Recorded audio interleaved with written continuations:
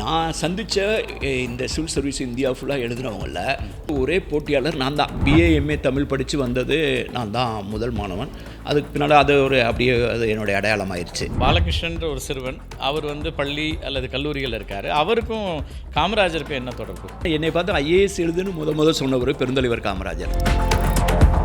நான் இந்த முதல் அட்டம்ப்டில் வந்திருக்காட்டினா நான் ஐஏஎஸ்க்கு வந்திருக்கவே மாட்டேன். ஏன்னா நான் ரெண்டாவது தேர்வுக்கு ரெண்டாவது விண்ணப்பத்துக்கு வாங்கலை. ரிசல்ட்டை போட்டு என்னுடைய ரிசல்ட்டை நானே கம்போஸ் பண்ணி அதை ப்ரூஃப் ரீடிங் பார்த்துட்டு நீங்கள் தேர்வான விஷயத்தை ப்ரூஃப் ரீடிங் நீங்கள் பார்த்துட்டு பார்த்து மடித்து ஒரு பேப்பர் எடுத்து கையில் வச்சுட்டு வீட்டுக்கு போயிட்டேன். தமிழ் தான் உங்களோட பிடிச்சி படிச்சிங்களா இல்லை வேறு கிடைக்காம அது கிடச்சி படிச்சிங்களா?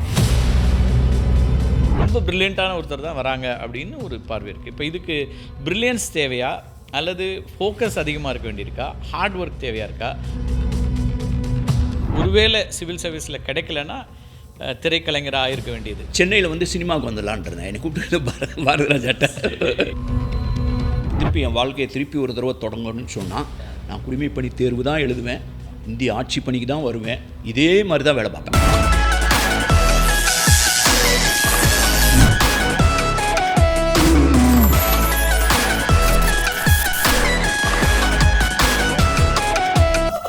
வணக்கம் நண்பர்களே.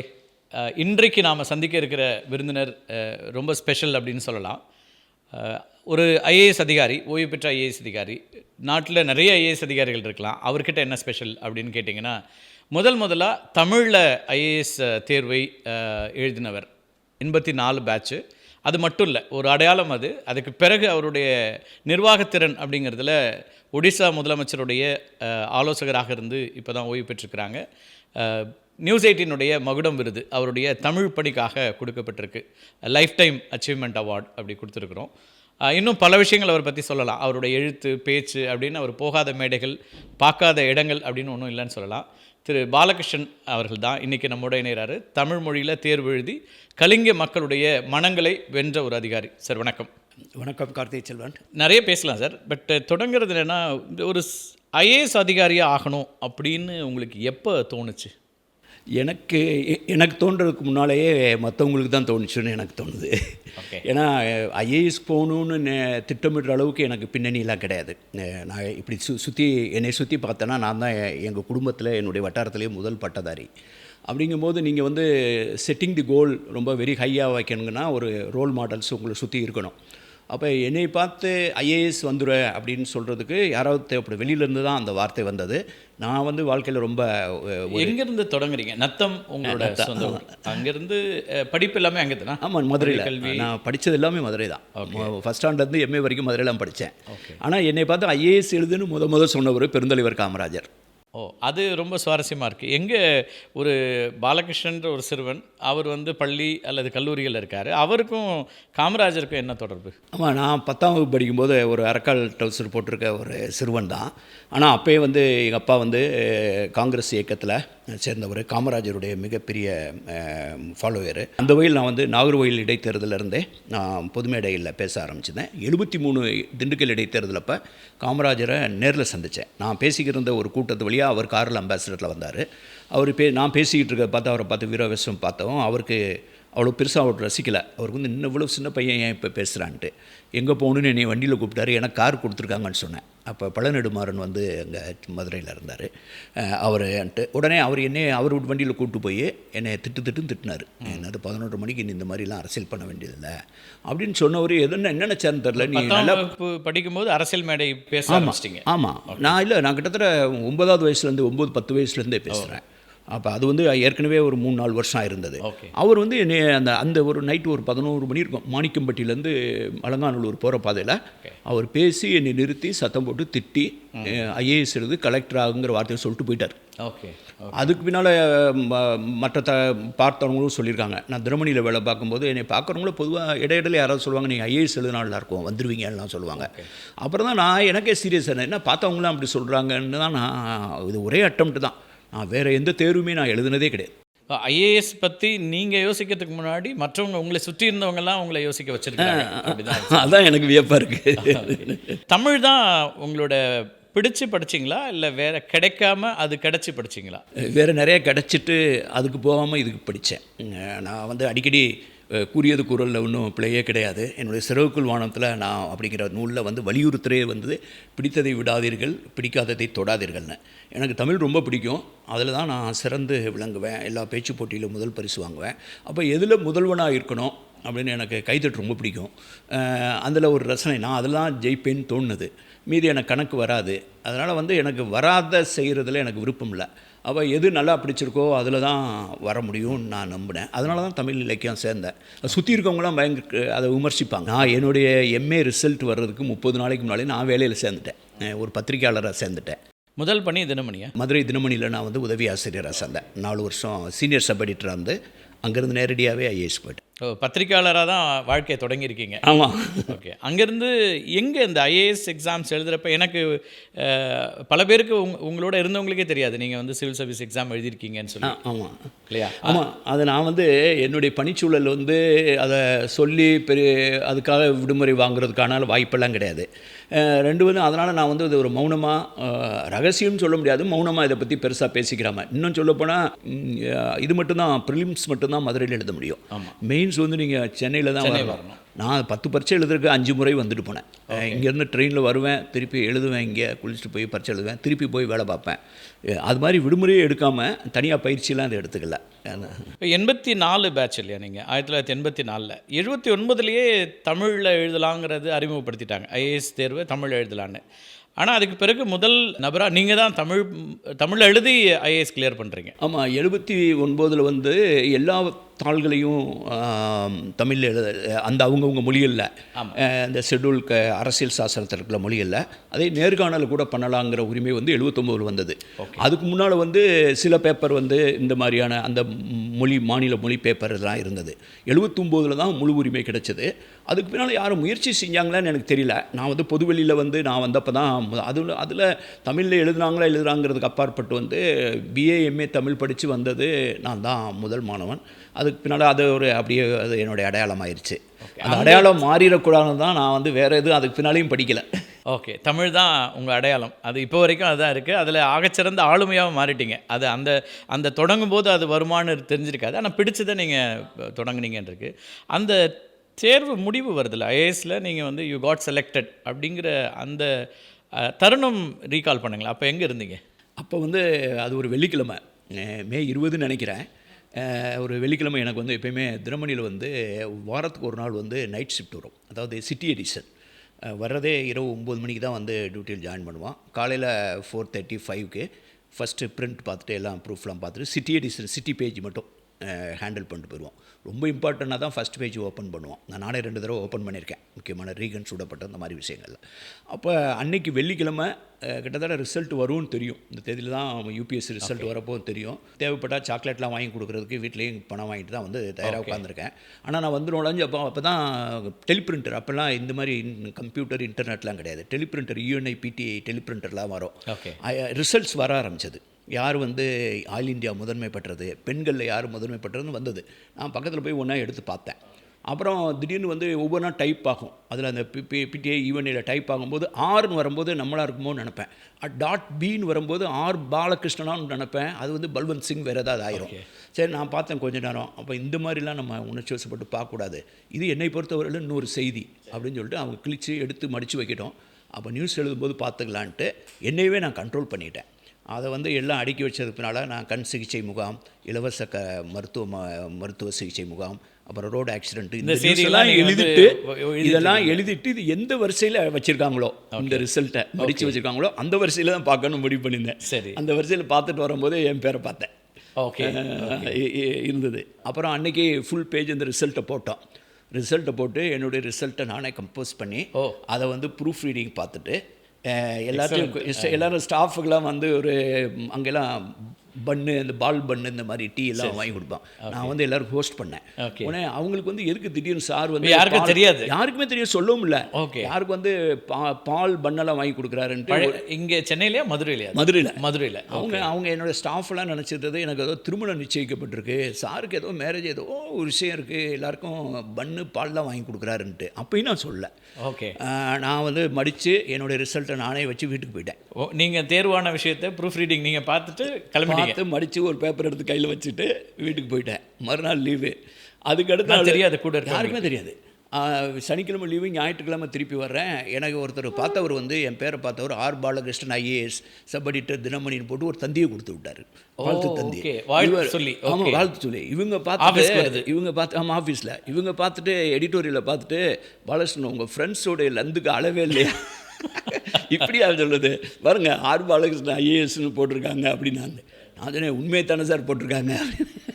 அப்போ தான் நான் வந்து ரிவீல் பண்ணுறீங்க. அப்போ தான் நான் ரிவீல் பண்ணுறேன். நேற்று வந்த பேப்பரில் இருந்த என் பேர் இருக்குன்ட்டு. அது ஒரு ஏன்னா அது வந்து எப்படின்னு கேட்டிங்கன்னா, அந்த சூழலை வந்து சொல்லக்கூடாதுங்கிறதுக்கு பெரிய காரணம்லாம் கிடையாது. முதல்ல விடுமுறை, ரெண்டாவது வந்து ஆனால் அது ஒரு பெரிய ஒரு பெருமைக்குரிய தருணமாக இருந்திருக்குல்ல, கூட வேலை பார்த்த எல்லாருக்குமே. நம்மளோட ஒருத்தர் இருந்தால் ஆமாம், நிறைய பேர் என்னை எழுத சொன்னவங்க. நான் ஒரு வித்தியாசமான கேரக்டருங்க. நான் எப்படி பண்ணுவேன்னா, எனக்கு வந்து பொதுவாக எல்லாரும் சொல்லிட்டு செய்கிறது எனக்கு ரொம்ப பிடிக்கும். சரி சரி, ஓகே. நான் வந்து நீங்கள் வந்து என்னுடைய எங்கள் மோனோ டைப்னு இருக்கும் தினமணியில், இந்தியன் எக்ஸ்பிரஸ்ல லைனோ டைப்னு அப்போ ஒரு கான்செப்ட் வந்துருச்சு. அப்போ வந்து நாங்கள் வந்து இந்த அச்சு கோர்த்து வச்சுருப்பாங்க. நான் ஒரு நாள் வந்து இது எப்படி அச்சு கோர்க்குறதுன்னு தெரிஞ்சுட்டு என்னுடைய உள்ளே போய் ஆர் பாலகிருஷ்ணன் ஐஏஎஸ் அப்படின்னு கோர்த்து, அது மேலே வந்து இந்த ப்ரூஃப் மட்டும் பார்க்குறதுக்கு ரோலர் ஒன்று இருக்கும். அந்த ரோலரை வச்சு ரோல் பண்ணி அந்த நியூஸ் பிரிண்ட் பேப்பரை மட்டும் சின்னதாக ஒரு விசிட்டிங் கார்டு அளவில் கட் பண்ணி என்னுடைய மணி பர்ஸில் வச்சுருந்தேன். இது வந்து ஒரு பரீட்சைக்கு 3-4 மாதத்துக்கு முன்னால். Okay okay. பட் அவ்வளோ கான்ஃபிடென்ட்டாக இருந்தீங்க அப்படின்னா? அவ்வளோ கான்ஃபிடென்ட்டாக இருந்தேன். அவ்வளோ கான்ஃபிடென்ட்டாக இருந்த மட்டும் கிடையாது, எங்கள் அம்மா ஒரு நேர்த்திக்கடை வச்சுருந்தாங்க. அப்போ எங்கள் அம்மா வைக்கிற நேர்த்திக்கடைலாம் செஞ்சிடுவேன் பொதுவாக. அது என்னுடைய கருத்தெல்லாம் பெருசாக திங்க மாட்டேன். சிவில் சர்வீஸ் வந்துட்டால் திருப்பதியில் மொட்டை போடுறேன்னு நான் சிவில் சர்வீஸு நான் வரும்போதே எனக்கு வந்து நல்லா வந்துடுவேன்னு நம்பிக்கை. எங்கள் அண்ணன் கூட வந்தார். இங்கே சென்னையில் இறங்கி திருப்பதியில் போய் ஒரு மொட்டையும் போட்டு லட்டு வாங்கிட்டு தான் போனேன். எங்கள் அம்மா ஏதோ கொடுத்து கையில் வரதுக்கு முன்னாடி ரிசல்ட் வரதுக்குனால எங்கள் அம்மா நினச்சிட்டாங்க ஏதோ கையில் கொடுத்து விட்டாங்க அப்படின்ட்டு. அவள் எங்கள் அண்ணன் போட்டு திட்டுறாரு, இவன் சும்மா பரிச்சை தான் எழுதியிருக்கான் போட்டு வந்திருக்கான்ட்டு. என்னுடைய லாஜிக் என்னன்னு கேட்டிங்கன்னா, ஏப்ரல் மாதம் இன்டர்வியூ, ஏப்ரல் 16 நினைக்கிறேன். இப்போ மே மாதம் தான் ரிசல்ட் கடைசியில் வரும். ஆகஸ்ட் மாதம் நான் ட்ரைனிங் போகணும். அப்போ அதுக்கு பின்னால் ஜூனில் போய் நீங்கள் லீவ் எடுத்துகிட்டு போய் திருப்பதிக்கு போய்ட்டு மொட்டை கட்ட பார்த்தீங்கன்னா ஒரு 2 மாதம் முடி அதிகமாக வளர்ந்துருக்காது அப்படிங்கிறத நான் ஒரு கால்குலேஷன் வச்சுருந்தேன். ஓகே. ஸோ நம்ம எப்படியும் செலக்ட் ஆக போகிறோம், அடுத்து ட்ரைனிங் போகணும், அதுக்கு தயாராகி வந்துடணும் அப்படின்னு நினச்சிருந்தேன். ஆனால் இப்போ யோசிச்சு பார்த்தீங்கன்னா உண்மையில் நான் சொல்கிறேன், இது வந்து ஒரு பெரிய மாடல்லாம் சொல்ல மாட்டேன். நீங்கள் இவ்வளவு அப்பையும் காம்படிஷன் இருந்தது. எனக்கு என்ன ஒரு அட்வான்டேஜ்னு கேட்டிங்கன்னா, என்னுடைய உலகம் ரொம்ப சிறியது. சரி, நான் சந்தித்த இந்த சிவில் சர்வீஸ் இந்தியா ஃபுல்லாக எழுதுனவங்கள நான் சந்தித்த ஒரே போட்டியாளர் நான் தான். ஓகே. மற்ற போட்டியாளர்களை நான் சந்தித்ததில்லை, எந்த பயிற்சி கூடத்துக்கும் போகலைங்கிறது தான் என்னுடைய கிரெடிட், என்னுடைய பலமே, ஸ்ட்ரென்த்தே. ஒருவேளை நான் வந்து நுனிநாக்கு ஆங்கிலம் பேசுகிற, டெல்லியில் ப்ரிப்பேர் பண்ணிக்கிட்டு இருக்கேன், டெல்லி ஸ்கூல் ஆஃப் எக்கனாமிக்ஸு, ஸ்டீஃபன்ஸில் படிக்கிற இந்த மாதிரி ஆளுங்களை நான் பார்த்தா இவங்களோட தான் போட்டி போட போகிறோமான்னு நினச்சி பயந்துருக்க கூடும். ஓகே. நான் யாரையுமே சந்திக்கலைங்கிறதுனால, நான் சந்தித்த ஒரே போட்டியாளர் நாங்கிறதுனால என்னுடைய உலகத்தில் நானே முடிவு பண்ணிடுறேன். ஓகே. அது ஒரு வகைக்கு அட்வான்டேஜ். நீங்கள் வந்து தமிழ் வழியில் தான் படிக்கிறீங்களா? ஆமாம். மீடியம் ஆஃப் இன்ஸ்ட்ரக்ஷனே தமிழ் எல்லாமே. ஓ சரி. மீடியம் ஆஃப் இன்ஸ்ட்ரக்ஷனை வேறு எதுவுமே படித்தது கிடையாது. பிஏ தமிழ், எம்ஏ தமிழ்லாம் பார்த்துங்க. Okay okay. பியூ மட்டும் சயின்ஸ் பண்ணேன். ஓகே. அமெரிக்கன் காலேஜில், அதாவது பியூசி அப்போலாம் இப்போ +2லாம் வர்றதுனால ப்ரீ யூனிவர்சிட்டி கோர்ஸு. அப்போ தான் என்னுடைய ஸ்ட்ரென்த் அண்ட் வீக்னஸ் என்னால் புரிஞ்ச முடிஞ்சது. இப்போ நீங்கள் ஸ்கூலில் படிக்கும்போது ஆர்க்கிமிடிஸ் தத்துவம் படிச்சிருப்பீங்க. ஆர்க்கிமிடிஸ் தத்துவத்தை நீங்கள் தமிழில் படிக்கும்போது ரொம்ப எளிமையாக புரியுது. நம்மளே ஒரு விஞ்ஞானி மாதிரி தோணுது, நம்ம வந்து நல்லா புரிகிற மாதிரி இருக்குது. இதே இது வந்து ஆங்கிலத்தில் சொல்லிக் கொடுக்கும்போது அதை மனப்பாடம் பண்ணுறதுக்கே நமக்கு கஷ்டமாக இருந்தது. அப்போ நம்ம இதை மனப்பாடம் பண்ணி மொழியை கற்றுட்டு நீங்கள் பெரிய சயின்டிஸ்ட் ஆக போகிறோங்கிற எனக்கு புரிஞ்சுது. எனக்கு மெயின் இஷ்யூ வந்து ஆங்கிலம் தான். ஓகே. அதனால் நான் வந்து சயின்ஸை வந்து ஆங்கிலத்தில் படிக்கிறதுல என்னுடைய எனர்ஜி போயிடும், நான் சுயமாக திங்க் பண்ண முடியாதுன்னு நினச்சேன். அதனால் நான் வந்து எனக்கு பிடிச்ச ஏரியாவில் தான் விளையாடணும்னு நினச்சேன். ஸோ கட்டுறது தமிழ், கட்டுறது தமிழ் இப்போ வரைக்கும் அதுதான் நிற்கிது. சரி சரி.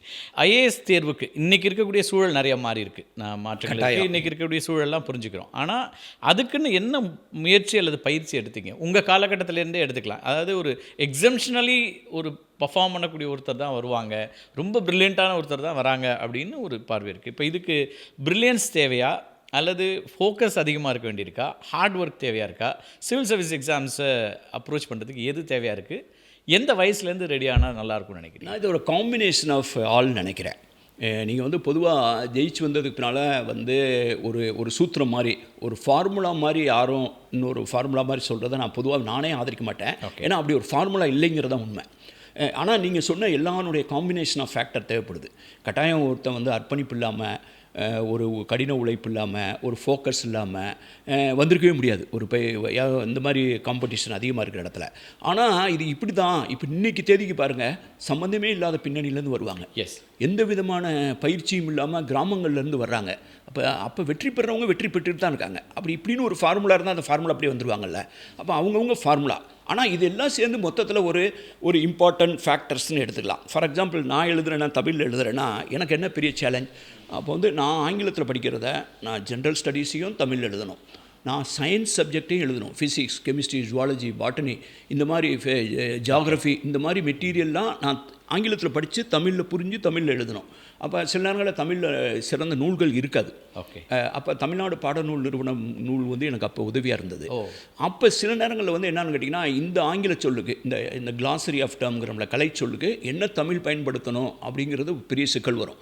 நிறைய பேர் நிறைய இதில் மொழிபெயர்த்திருப்பாங்க. ஆக்சிஜனே 3 பேர் 4 பேர் எழுதியிருப்பாங்க வேறு மாதிரி. இப்போ நான் என்ன பண்ணுவேன்னா, அதை தான் நான் வந்து ஒரு ஃபார்முலா மாதிரி நினச்சிக்கிறேன். நான் ஒரு பெரிய நோட் புக் வாங்கினேன், ஒரு பிங்க் கலரில். அந்த நோட்டு என்கிட்ட இப்பயும் இருக்குது. அதில் வந்து ஒவ்வொரு சப்ஜெக்ட், ஃபிசிக்ஸ், கெமிஸ்ட்ரிக்கெலாம் கலைச்சொற்களை மட்டும் நான் வந்து தேர்ந்தெடுத்து இந்த கலைச்சொல்லை பயன்படுத்தணும் அப்படின்னு நானே எனக்கான ஒரு கிளாசரியை ப்ரிப்பேர் பண்ணேன். அப்போ நான் போய் பரீட்சை ஹாலில் போய் உட்காந்து இதுக்கு என்ன சொல்லு பயன்படுத்தணும் அப்படின்னு யோசனை எனக்கு நேரம் வேஸ்ட் ஆகிடும். ஆக இதுக்கு முன்னத்தி ஏறுன்னு யாரும் இல்லை. எனக்கு இதுக்கு இப்படி தான் பண்ணணும், அப்படி தான் வழிகாட்டன்ட்டு. அப்போ டிஸ்அட்வான்டேஜ் இது, அட்வான்டேஜ் இருந்தது. இப்போ எல்லாம் சொல்கிறாங்க காம்படிஷன் அதிகமாகிடுச்சுன்ட்டு. இப்போ நான் என்ன ஃபீல் பண்ணுறேன்னா, we are now having a overflow of information, overload of information. எல்லாருக்கும் எல்லாமே அந்த அக்சஸ் இருக்கு இல்லைங்களா, அக்சஸ் வந்து டெமோக்ரட்டைஸ் ஆயிடுச்சு தொழில்நுட்பத்தினுடைய உதவினால். அப்போ வந்து அக்சஸே டெமோக்ரட்டைஸ் கிடையாது. ஆர் பாலகிருஷ்ணன் தமிழ் வழியில் படிக்கிறாரு, தமிழ் தான் படிக்கிறாரு, தமிழ் மொழியில் ஐஏஎஸ் தேர்வு எழுதுறாரு, சிவில் சர்வீஸ் எக்ஸாம்ஸ் எழுதுறாரு. எத்தனை முயற்சிகளில் இந்த தேர்வில் வெற்றி அடைந்தார்? இது முதல் முயற்சி தான். நான் வந்து உண்மையிலேயே முதல் முயற்சி, நான் எழுதின ஒரே தேர்வு ஃபஸ்ட்டு அட்டெம்ப்ட்லேயே கிளியர் பண்ணி. First attempt. நான் வேறு எந்த வேலைக்கும் அப்ளை பண்ணதே கிடையாது. நான் என்னுடைய கேரக்டர் வந்து, நான் பொதுவாக படிக்கும்போது எல்லாருமே என்ன சொல்கிறாங்க, ஒரு பேராசிரியர் ஆயிடுவேன் அப்படின்ட்டு. எல்லாருமே தமிழ் படிக்கும்போது அப்படி தான் இருக்கும். அது நான் university BA MA university first rank gold மெடலிஸ்ட்டுங்களில் பொதுவாக எல்லாருக்கும் எம்ஃபில் பண்ணி பிஹெச்டி பண்ணுவாங்க தான் எதிர்பார்ப்பு இருக்கும். எனக்கு அப்படி தான் ஒன்று பார்வை இருந்தது. ஆனால் நான் வேறு வேலைக்கு போகலான்னு நினைக்கும் போது என்னை சுற்றி இருக்க ஃப்ரெண்ட்ஸ்லாம் வேறு நிறைய இதுக்கு அப்ளை பண்ணுவாங்க. அவங்க ரேஞ்சு வந்து குரூப் 4 அப்ளை பண்ணுவாங்க, குரூப் 2, குரூப் 3, குரூப் 1 ஐஏஎஸ்க்கும் அப்ளை பண்ணுவாங்க. நான் வந்து எல்லோரும் தூண்டி என்கிட்ட சொன்னாங்க, நீ அப்ளை பண்ணுன்னு சொன்னால் கூட நான் போய் அந்த ஏரியா போய் ஸ்டடி பண்ணுவேன். இப்போ நீங்கள் ரயில்வேல கமர்ஷியல் கிளர்க்னா ஒரு ரயில்வே ஸ்டேஷனுக்கு போய் அவர் கமர்ஷியல் கிளர்க் யாருன்னு கேட்டேன் ஒரு தடவை. நான் அவர் தான் பாங்க. சரி, இதெல்லாம் 30 வருஷம் நம்ம இந்த வேலை பார்க்க முடியாது. அதே மாதிரி பேங்க்குனா பேங்க்குக்கு போய் பார்ப்பேன். அப்போ எனக்கானது வந்து நான் வந்து இதில் எதுலேயுமே கன்வின்ஸ் ஆகலை. நான் வந்து ஒரு பெரிய முடிவில் எடுக்கிற என்னமோ எனக்கான களம் அப்படின்னு நான் எழுதி என் கையால் ஃபில்அப் பண்ணி போட்ட ஒரே application form civil service exam மட்டும்தான். ஓகே. ஒரு காம்படிட்டிவ் எக்ஸாம்ஸ் எதுவுமே, போட்டி தேர்வுகளோ வேறு நேர்காணல் எதுவுமே கிடையாது. இதுதான் என்னுடைய முதல் தேர்வு, முதல் நேர்காணல். எப்படி அது சாத்தியமாச்சுன்னு நினைக்கிறீங்க? முதல் தேர்வில் நீங்கள் தேர்வை வந்து ஐஏஎஸ் ஆகிறது அப்படிங்கிறது வந்து இப்போ நிறைய பயிற்சிகள் போக வேண்டியிருக்கு, பல அட்டம்ப்ட்ஸ் எடுக்கிறாங்க. பட் உங்களுக்கு ஏதோ ஒரு ஸ்ட்ரென்த் இருந்திருக்கும் இல்லையா? எது அதுக்கு யூஸ்ஃபுல்லாக இருந்தது? இது எப்படி சொல்கிறது, அதாவது இப்போ சொல்லும்போது இதை ஒரு ஃபார்முலா மாதிரி நான் ஆக்க விரும்பலை. ஏன்னா நான் நிறைய நேரங்களில் வந்து நான் வந்து ஒரு எடுத்துக்காட்டோ ஒரு சிறந்த முன்னதானும் சொல்லலாம், டிஃப்ரெண்ட் வே. இப்போ நான் வந்து தமிழ் வழியில் தேர்வு கிளியர் பண்ண முன்னத்தி ஏறு, பட் நான் பண்ண வேலையெல்லாம் மற்றவங்க பண்ணாங்கன்னா தப்பாக போயிருங்கிற தான். ஏன்னு கேட்டிங்கன்னா, நான் வந்து என்னுடைய ரேஞ்சில், அதுக்கு வந்து என்னுடைய மனநிலையும் என்னுடைய கேரக்டரும் ஒரு வகையான காரணம். இப்போ சிவில் சர்வீஸ் எக்ஸாம் இருக்குது. இப்போ சிவில் சர்வீஸ் மறுநாள் விடிஞ்சால் எக்ஸாம். முதல் நாள் சௌராஷ்டிரா ஸ்கூலில் வந்து நான் ஒரு சிம்மகேதுன்னு ஒரு நாடகத்தை இயக்கி அதில் கதாநாயகனை நடித்து எல்லாருக்கும் ட்ரைனிங் கொடுத்து நடிச்சுக்கிட்டு இருந்தேன்னு சொன்னால் கேட்குறவங்க வந்து அப்படின்னா நீங்கள் பாஸ் பண்ணால் நீங்கள் வந்து முதல் நாள் நாடகம் நடிக்கணும்னு சொன்ன மாதிரி ஆயிரும். அது சொல்கிறதுக்கு எனக்கு பயமாக இருக்கும். ஆனால் இதுதான் உண்மை. இல்லை, அதில் நான் என்ன ஒரு லெசன் எடுக்கிறேன்னா, இப்போ இந்த மாதிரி ஒரு தேர்வுகள் நீங்கள் சிவில் சர்வீஸ் எக்ஸாம்ஸ் விட்டுருங்க, எனி பப்ளிக் எக்ஸாம்ஸ் எழுத போகிற பிள்ளைகளுக்கு கூட நீங்கள் வந்து 24 மணி நேரம் படிச்சுக்கிட்டே இருக்கணும். முதல் நாள்லாம் அவ்வளோ டஃப் டைம், ரொம்ப ஹாட் சீட்டில் இருக்க அப்படி இப்படிலாம் நம்ம சொல்கிற நேரத்தில் ஒரு விதத்தில் ரிலாக்ஸ் பண்ணுற அல்லனா டைவெர்ட் பண்ணுறதுக்கு வேறு மனநிலைக்கு போக வேண்டிய ஒரு தேவை இருக்கோ அப்படின்னு. எக்ஸாக்ட்லி. நான் அதை வந்து கட்டாயம் வலியுறுத்துவேன். நான் வந்து பொதுவாக நல்லா படித்து மூடி வச்சிட்டேன்னா முதல் நாள் வந்து சுற்றிட்டு எப்பயும் போகிற டீ கடையில் போய் டீ குடிச்சிட்டு அப்படியே ஒரு ரவுண்டு அடிச்சுட்டு தான் இருப்பேன். ஏன்னு கேட்டிங்கன்னா நான் வந்து ப்ரெசன்டேஷன் தான். நம்ம என்னவா ஜெயிக்கணுங்கிறது வந்து நீங்கள் என்ன படிச்சிங்கிறது முக்கியம் கிடையாது. நீங்கள் என்ன எழுதுனீங்கிறத வச்சு தான் திருத்த போகிறாங்க. படித்ததை யாரும் திருத்த போகிறது, எழுதுனதை தான் திருத்த போகிறாங்க. அதனால் நான் வந்து செகண்ட் திங் வந்து நான் வந்து இதுதான் அப்படின்னு என்னை ஒப்பு கொடுத்தது கிடையாது. இது இல்லைன்னா அது நினப்பேன். எனக்கு வந்து வந்துருவோன்னு தெரியும். ஆனால் எனக்காக நான் பார்த்து அந்த நேரத்தில் நீங்கள் வேறு தேர்வுகளை எழுதலையே, இது ஒன்று தான் எழுதுனது இல்லை. நான் அதான் சொல்கிறேன்ல, 3 அட்டம்ப்ட் எழுதலாம் அந்த காலகட்டத்தில் இருந்தது. இப்போ 4 எழுதலாம், அந்த மாதிரி இருக்குது. நான் வந்து எனக்கே 3 அட்டம்ப்ட் கிராண்ட் பண்ணல. நீங்கள் வந்து சிவில் சர்வீஸ் ரிசல்ட் வரும்போது அடுத்த தேர்வுக்காக நீங்கள் விண்ணப்பம் வாங்கி ஃபில்லப் பண்ணி போட்டிருக்கணும். ஆனால் இதில் நான் போடலை. ஓகே. நான் இந்த முதல் அட்டம்ப்டில் வந்திருக்காட்டினா நான் ஐஏஎஸ்க்கு வந்திருக்கவே மாட்டேன். ஏன்னா நான் 2வது தேர்வுக்கு 2வது விண்ணப்பத்துக்கு வாங்கலை. நான் என்ன வச்சுருந்தீங்க ஆப்ஷன்? சென்னையில் வந்து சினிமாவுக்கு வந்துடலான்றேன். என்னை கூப்பிட்டு பாரதிராஜாட்ட நாடகம் வச்சுருந்தேன். நாடக கம்பெனி நடிச்சிருந்தேன். மதுரையில் ஊராக போய் நடிச்சிருந்தான். அப்புறம் நான் வந்து திரைத்துறைக்கு மேடை ஏறினது 10 வயசில். 10 வயசில். நாடகம்லாம் எப்போ வந்தீங்க? இந்த நாடகம் நாங்கள் போட ஆரம்பித்தது தினமணியில் இருக்கும்போது தான். அங்கே என்னுடைய சக ஊழியர்கள்லாம் சேர்ந்து ஒரு குழு வச்சுருந்தாங்க.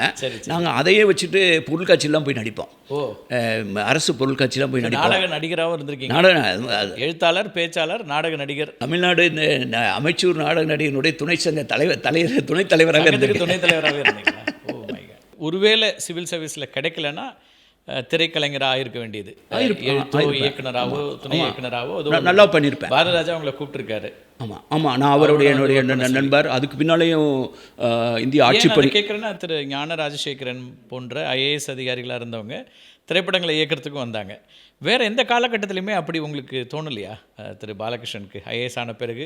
இப்போ ஏன்னா உங்களுக்கு திரைப்படங்களோட ஒரு அல்லது நீங்கள் நாடக மேடைகள் ஏறி இருக்கீங்க, அப்போவே வந்து ஒரு அந்த கலை மேலே ஒரு ஆர்வம் இருந்திருக்கும். இப்போ அதுக்கான முயற்சி எதுவும் எடுக்கல? இல்லை, நான் எடுத்தது மட்டும் கிடையாது, நான் எடுக்காதுங்கிறது கிடையாது. நான் இங்கே வந்து 90களிலே கூட நான் இயக்குனர் பாரதிராஜாவும் அண்ணன் தான் சொல்லுவேன். சரி. அவர் என்னைய போடா வடா தான் சொல்லுவார். எனக்கு அவர் ரொம்ப நெருக்கம். அவர் 90ஸில் வந்து எனக்கு நடிக்கிறதுக்கும் ஆஃபர் பண்ணார். ஓகே. நாடோடி தன்றெல்லாம் நான் ரோல் பண்ணியிருக்க வேண்டியது. செந்தமிழ் செல்வன் கதையெல்லாம் எழுதுனது நம்ம கதை தான். கிட்டத்தட்ட அப்புறம் தான் நாமெல்லாம் இது சரியாக வராதுன்ட்டு நான் பை த டைம் நான் வந்து என்னுடைய ப்ரையாரிட்டிஸ் ரொம்ப சேஞ்ச் ஆயிடுச்சு. சிவில் சர்வீஸ் போனவுடனே நான் ரொம்ப லைக் பண்ண ஆரம்பிச்சிட்டேன். இது என்னுடைய களம். அப்புறம் காமராஜர் படத்தை என்னுடைய ஆஃபீஸ் டேபிளில் வச்சுருப்பேன். அவர் ஆட்டம் விட்டு இருக்க மாதிரி நிறைய பேருக்கு அவர் யாரும் தெரியாது. நீங்கள் ஒடிஷா கேடர் ஆகி ஒடிஷா போயிட்டீங்க. ஆமாம், அங்கே காமராஜர் படம் உங்கள் டேபிளில் வச்சுருப்பேன். அப்போ ஒருத்தர் வந்து திடீர்னு அவர் யாருன்னு அடையாளம் தெரிஞ்சதுனால தான் இது சரியா இல்லைன்னா அவங்க எங்கள் தாத்தா படம்னு வச்சுருப்பேன் நினச்சிட்டு இருந்திருப்பாங்க. அப்புறம் நான் வந்து எனக்கு வந்து அந்த வேலை ரொம்ப பிடிச்சிருச்சு. அங்கே இருக்கக்கூடிய மக்கள், அந்த ஏழ்மை பழங்குடி மக்கள், நான் என்னுடைய பணியவே நான் வந்து ரொம்ப நேசிக்கிறேன். இப்போ கூட எனக்கு திருப்பி என் வாழ்க்கையை திருப்பி ஒரு தடவை தொடங்கணும்னு சொன்னால் நான் குடிமைப்பணி தேர்வு தான் எழுதுவேன், இந்திய ஆட்சி பணிக்கு தான் வருவேன், இதே மாதிரி தான் வேலை பார்ப்பேன். தமிழ் திராவிடம் இது ரெண்டையும் எப்படி பார்க்கணும்? ஒரு 3 டைமென்ஷனுங்க. ஒன்று வந்து லிங்குவிஸ்டிக்ஸ், செகண்ட் ஜியாகிரஃபி, 3 பொலிட்டிக்கல். ஒடிஷாவில் திராவிட பழங்குடிகள் இருக்காங்க. ஆமாம், நிறைய திராவிட பழங்குடிகள் இருக்காங்க. தமிழ் மாதிரியான ஒரு மொழி வந்து நான் எப்பயுமே பெருமிதப்படுறது வந்து தோற்றத்தொன்மை, தொடரும் இளமை.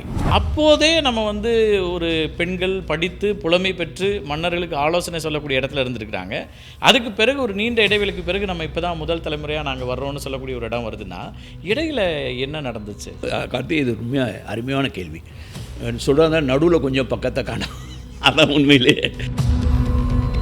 கேன்சர் உங்களுக்கு இருக்குது, கேன்சர் சர்வைவர் அப்படின்னா அது ஏதாவது ஒரு இடத்துல உங்களை வந்து மனதளவுலையோ ஏதாவது பாதிச்சுதா? எங்கேயாவது செட்பேக் வந்தால் எப்படி அதை கையாண்டு வெளியில் வந்து?